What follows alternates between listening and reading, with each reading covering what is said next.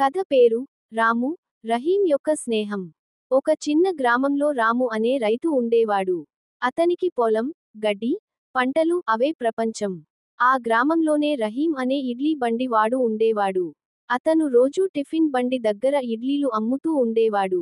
ఒకరోజు రాము పొలం పనుల్లో చాలా అలసిపోయి, అలసటగా బజారుకు వచ్చాడు. కానీ రాము దగ్గర డబ్బులు లేవు. అది రహీం గమనించి తన బండి దగ్గరకు ఇలా పిలిచాడు. అయ్యా రాముగారు, చాలా అలసినట్టు ఉన్నారు. ఈ ఉడికిన ఇడ్లీలు తినండి. రాము చిరునవ్వుతో అన్నాడు. అయ్యో, డబ్బు లేదు రహీం అన్నా. రహీం నవ్వుతూ అన్నాడు. మానవత్వానికి డబ్బు అవసరమా రాము? నాకు మనిషి స్నేహం ముఖ్యం, డబ్బు కాదు. ఆ రోజు నుంచి రాము రహీంకు తన పొలంలో కూరగాయలు ఉచితంగా ఇస్తూ ఉండేవాడు. రహీం కూడా రాముకు రుచికరమైన టిఫిన్ పెట్టేవాడు. వాళ్ళు ఇద్దరూ వేరే వేరే వృత్తులవారు, వేరే వేరే మతం వారు.